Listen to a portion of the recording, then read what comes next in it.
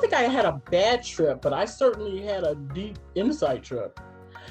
My first psilocybin was really deep, but it let me explore wounding.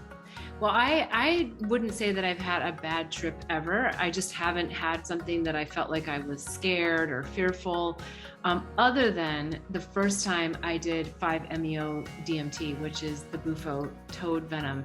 I took one puff and you immediately pass out, which I knew all of this going in. Welcome to another edition of Psychedelic Sages, where we provide intuitive insights, truth bust, and service watchdogs and guides for topics around spiritual medicines, more commonly referred to as psychedelics. Welcome to another edition of Psychedelic Sages. I'm Beth Bell. Stephanie Salt. And today we're going to review a clip. It's actually the Joe Rogan experience, and he's speaking about bad experiences or bad trips. And I think you and I both agree that there aren't bad trips. There are challenging trips, but we learn something. We're calling forward something and whatever it is that we're seeing. So let's take a listen to what they have to talk about and what they define as a bad trip. Comfort oriented and will take you away from your responsibilities, and that's what it will become. But if you decide, like Terence McKenna did, that it's an intellectual catalyst, that it will facilitate your ability to read and learn and think and write, then it will become that as well. Yeah, it's a weird one, right? Because people that take it that are prone to paranoia, or that are dealing with like some difficult issues in their life right now that they're perhaps trying to avoid, it becomes an uncomfortable experience. Whereas people that are happy and having a good time and in a good place, the marijuana will sort of enhance that. It'll give you this loving, warm feeling of comfort and of like sort of acceptance of your existence, and it's going to be okay. Right. But I think even the paranoia is like a sort of meme, you could say, a sort of vestige of this propaganda that makes people afraid, in the same vein as the bad trip. I think the concept of a bad trip is a very damaging concept because, and I know from personal experience, I never really used psychedelics in high school with the exception of salvia, because I was terrified of a bad trip. I'd talk to friends who'd describe bad trips and they'd say, oh, it's a bad trip. It's really bad, it's scary. And I would think, oh, that's terrible. I would never want a bad trip. I'm never going to touch these things because a bad trip would be too much for me to tolerate. And then I started using psychedelics and I realized there's no such thing as a bad trip any more than there's a bad meal or a bad relationship or a bad day. I mean, having an occasional bad thing in life doesn't stop you from doing things like eating or having relationships or living typically. So what do you mean by are you saying there's no such thing as a bad trip? Yes. You're saying there's no such thing as a bad meal? I'm saying that there is such thing as a bad meal, but it wouldn't prevent you from tripping. And I think that even the bad, or wouldn't prevent you from eating, rather. Sorry about that. But I think even these bad trips, although they can be difficult, are beneficial and are a learning experience in the same way that a bad meal could be. You learn not to go to that restaurant, or maybe you learn something about what makes you sick or what to be careful of in the future. You know, if you are approaching life from a non-fearful perspective where your intention is to learn, then you can extract benefit from almost any experience. And these difficult psychedelic experiences, I genuinely believe, and this is what is maybe the hardest thing to communicate about psychedelics, is that it's the difficult ones that are often the best. Those are the ones that really teach you something. And when you're trying to talk about psychedelics with people who've never used them, it's not a great selling point to say, oh, you know, the best thing that can happen is you're going to think you're going to die. But that is arguably the best thing that can happen, is to think that you're going to die, because that's a confrontation with the overarching fear, the fear that generates all other fears. And if you conquer that fear, then your life will almost certainly improve. So, Steph, have you had, I don't know that we've talked about this, a particular journey where you would say was a bad trip, or you might feel like it was more challenging? And then maybe a second part of that is where you thought you were going to die, or that you were dying. Because I see them kind of differently. It's true. I don't think I had a bad trip, but I certainly had a deep insight trip. My first psilocybin was really deep, but it let me explore wounding. of the inner child, wounding, emotional wounding, spiritual wounding, um, wounding on all levels, and karma, things that you may be, what do you call it, untrue truths, things that are still in there that you really don't know, you're not conscious of, but you know it's something. And I remember feeling these things and seeing them. But what it led me to was, how do I heal this? How do I release this from my consciousness? How to release this from my subconscious mind? How do I release this from my daily patterns of speech, thought, action? And those are the things that led me to what we call this is really called the work. So absolutely, I felt like that. The first mushroom experience I had, I thought, never again, because it was so deep. But again, it's the cleansing and the road that you can lead yourself through, of journey of really experiencing yourself and then doing the work to heal some of those wounds. Yeah. Well, I wouldn't say that I've had a bad trip ever. I just haven't had something that I felt like I was scared or fearful, other than the first time I did 5-MeO DMT, which is the bufo toad venom. I took one puff and you immediately pass out, which I knew all of this going in. And when I fell back, I didn't really fall back, but when they laid me back gently, I just thought, oh my God, this is it. I shouldn't have done this. And my paranoia came in and I was like, I'm dying. Oh my God, my parents, like, oh, and I just like, I literally freaked out in what felt like a very intense nanosecond. And then I just moved through it into just complete, utter bliss of oneness. And it was indescribable. That those few nanoseconds where I literally thought that I was dying was difficult, but somehow I was able to easily move through that and into the bliss. And it was just incredible. And it's really losing your mind and losing the memory of who you think you are, helping you to see who you really are. Yes, I was invited to do the bufo as well. And I wasn't really sure that I had been called to that medicine. And sure enough, that night I had a very vivid dream of me physically dying. And I realized I took that as maybe not right now. Yeah. Maybe it's not time for me on this particular timeline. But it's part of losing the ego. When that happens, you are dead because you don't have anything to identify anything else. So, yeah, the negative is not really a negative, but remember, these medicines also amplify where you are. Yes.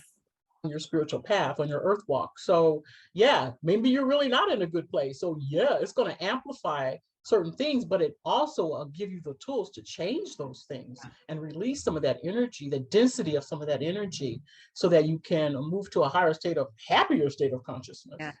Yes, of course. And I like how they're framing it so far about bad trips, because I think they're on the same page with us, that they're just the challenges that you've called forth to see. So let's listen to a little bit more.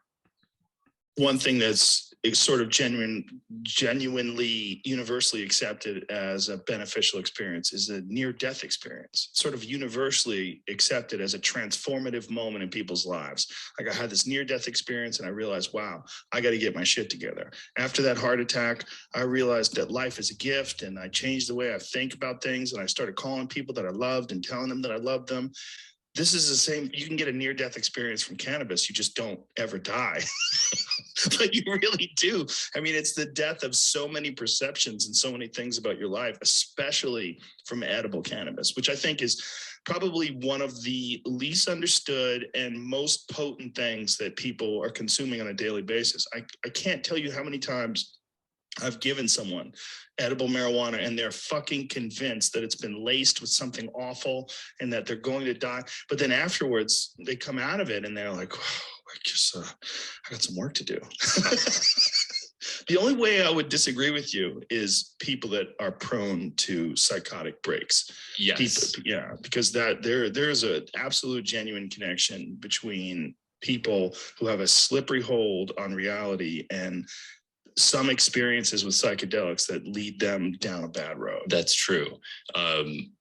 It's a stressor, and like all stressors, it can precipitate a psychotic break. They've done pretty large scale epidemiological analyses of psychedelic drug users versus the non-psychedelic drug using population, and the incidence of mental illness isn't any higher. So I don't think that you can argue that psychedelics cause mental illness, but you can, and in some measures, it seems to actually reduce it in terms of things like alcoholism, substance abuse disorders. But it can be a stressor that would precipitate such an episode in a susceptible individual. And I had a very traumatic and formative experience myself where my best friend had a psychotic break while I was with him tripping. So I've seen this firsthand. I know exactly what it looks like. Yeah, I've had friends have real bad experiences too, where they're screaming and yelling and then disassociative, and then afterwards become very strange and have a really hard time with reality for a bit. Yeah. I've never seen someone have a complete psychotic break. This was that. He never recovered. Never. He never recovered. He was my best friend at the time and he never recovered. So he was fine before the psychedelics? Yes. Jesus Christ. But again, and that happened early. And so now he's still fucked? Yes. Damn. But again, I typically don't tell that story in public because it could be misinterpreted as a scare story. It's impossible to prove the counterfactual. Would it have happened without psychedelics? Almost certainly. I can't say. All I know is that he took a very high dose of a psilocin ester and had this episode. He was hospitalized and he was not the same afterwards. So I'm aware that this is something that happens, but it also typically happens in the early 20s, late teens, the same time that people typically have psychotic breaks and develop schizophrenia. Yeah, the instances of schizophrenia in people who use cannabis are cannabis in particular, but I don't know about other psychedelics, but I would imagine they're very similar. They're exactly the same as the incidences of schizophrenia in non-using populations. It's like 1%. 1% across the board seem to have issues with schizophrenia. And the real question is, how many of those people could, is it avoidable? Like if your friend had never done that and instead had, become a marathon runner or something and, found some other outlets for his energy, would he have never gone down that road? We don't know. It's impossible to say. It's impossible to say. I think it's very important to talk about that though. And with further research, perhaps we could isolate genes, like they have for CTE. Now they have, they can do So I think, a real sobering moment, right, to talk about this kind of a situation where someone really, really has a break. And it is clear that we don't know if that would have happened irregardless. But I think one of the things that was said that at least I tuned into was that he took a very high dose. And I think we've said this so many times, and we're going to say it so many times over and over and over, that it is so important to be with people who understand the medicines, who understand dosage, who understand, look, anything can still happen. And I still believe actually that it's part of their divine blueprint and their journey coming in, that for whatever reason, they have set that forth for themselves. But I do think that it just screams how important it is to be with the right people, doing the right doses and starting out slow and seeing how you actually respond to some of these, some don't work at all for people and some work great for people. So it's really an important point to be made here. For sure. That's why you need to vet the facilitators and make sure that they understand dosage, because that could make or break your experience. Why start off with something really high? It doesn't make sense. You start slow and move up, but sometimes you don't even need to increase your doses. You just need to have your dose, do the work, and you'll be surprised at how your life will turn around. But people want the quick fix. They want to keep coming back and back, because you do experience this wonderful sense of elation and limitlessness and fearlessness. But I've had 3 near-death experiences that had absolutely nothing to do with psychedelics, and it does change your life. But it also, to me, it prepares you to really, really get down there and figure out, like, what is the real message here, and what is the work that really needs to be done. Yeah, I agree. Yeah, interesting information. Let's hear what else he has to say. analysis of your genes and then determine whether or not something like football would be a dangerous path for you because you have a higher probability of developing CTE. It would be wonderful if they figured out a way to do that with psilocybin or with cannabis or with anything else and be able to recognize the potential links to psychotic breaks and to, you know, a host of different mental disorders that could possibly be triggered by high doses. Yes. I mean, this is one of so many things that needs to be done. And that's, you know, everyone's very excited about all this clinical research that's happening right now. I'm excited about it as well.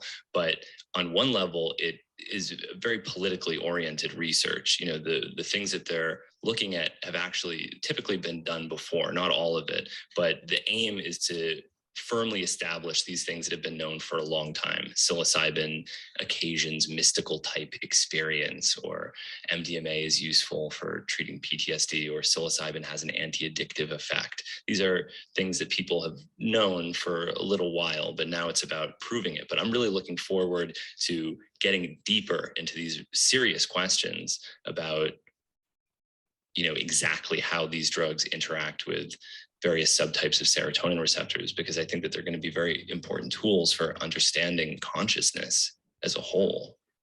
Yeah, it would also be interesting knowing how they react to different diets. You know, when people are, you know, when you're eating certain types of foods that are bad for your body, I would really be curious to see what kind of effect that has. I mean, when you have real large-scale research that goes over really important variables in terms of like human health, and then you add in these different substances, whether it's psilocybin or cannabis or whatever it is, it's going to be interesting to see how the body reacts to these various perturbances, these various changes of your state. Yeah. And that's, you know, traditionally in a lot of these indigenous groups, the diet plays a big role in the way that the drug is administered. And I think we're slowly rediscovering a lot of things that have been known for tens, maybe hundreds, maybe thousands of years in some of these indigenous groups. I want to touch on the diet, but I also want to go back to them talking about the clinical data, because it is exciting that we're actually getting, you know, real large scale clinical trials that are looking at psychedelics. And coming from the pharmaceutical industry myself, you know, we know how important that is to find certain things and certain factors that are contraindications, or, you know, whatever it is, other medications. So what I find fascinating about psychedelics is that it's not like a new drug application where it is a new molecule. It doesn't have a lot of patients on it. You go from phase 1 to phase 2, and not until you get to phase 3 are you actually starting to see it in a large population of people in clinical trials. But with psychedelics, we actually have these molecules that have been around for ages and used, you know, not in a controlled way, so we don't have the data, but used in a way that we've seen so many different types of people, different types of bodies, different types of probably multiple, you know, just heart medications, whatever, all these different things that people are taking. And we don't have a high death rate specific to psychedelics. So I think that we have this great body of experience that's not clinical, you know, clinically based, that we've never had when we're looking at a new drug application with a new molecule, studying whatever it is, you know, a new cholesterol medication. So really amazing that we have all of this history and experience behind us to know that it is safe. Now it's about fine tuning the populations and learning more and really getting people in the right setting. Totally. You know, they're just documenting what the ancient shamans have been doing for 5,000 years or thousands of years, as long as we've been on the planet. It'd be interesting to me to have the shaman work side by side with some of the scientists, because I think they could really, really guide them along. I mean, I know that's kind of pie in the sky, but not necessarily. Maybe in the future we'll see that.